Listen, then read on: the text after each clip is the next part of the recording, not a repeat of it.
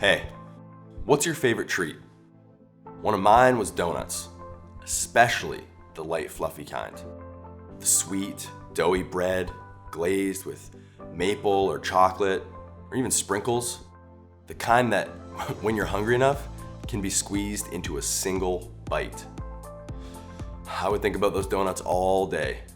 Most days I would manage to stop myself from eating them, but every once in a while, something different happened.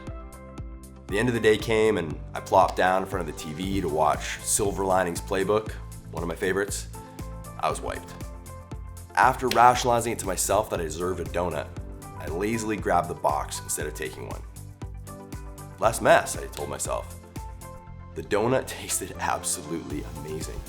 It not only lit up my taste buds, but it somehow lifted my spirits too. I decided that it was a very long day and I really did deserve a second donut. After the second donut, I didn't even try to rationalize anymore. Several days of fighting against the cravings seemed to explode back at me, like a dam breaking open. The water started with the trickle, that first donut, but it wasn't long before the trickle was a roaring river, crashing through what took many days to build. I emptied the box of donuts. Filled with guilt, I woke up the next morning and told myself I wasn't going to get out of control like that again. Later that day, I bought another box of donuts. Have you ever felt the gnawing persistence of a craving wearing you down day in, day out? Have you ever been so worn down by your craving that you overdid it and lost control? Have you ever wondered what it would be like if you didn't have that craving constantly wearing you down, if you could just eat donuts only when you really wanted to, if you could stay in control?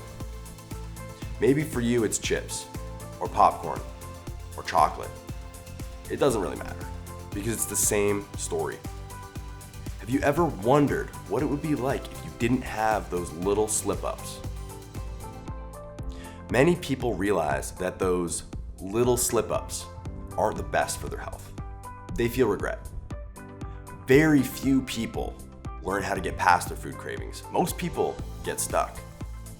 Those people don't realize just how much that impacts their life. Every time you cave to those cravings, your health gets a little worse. But here's what you don't know. Every time you cave to those cravings, you're doing damage to your willpower muscle and it gets weaker. It gets easier to cave to cravings in the future, but it doesn't stop there. It starts to creep into other areas of your life. You have one more drink than you planned on. You stay out an hour later than you wanted to. You watch just one more Netflix episode. You skip one more workout. Your confidence decreases, and so does your energy for the other priorities in your life. You end up being a less fulfilled, less purposeful version of yourself. Your food cravings are like willpower-sucking vampires. When they strike, they leave you drained, with less energy, less confidence, and less willpower.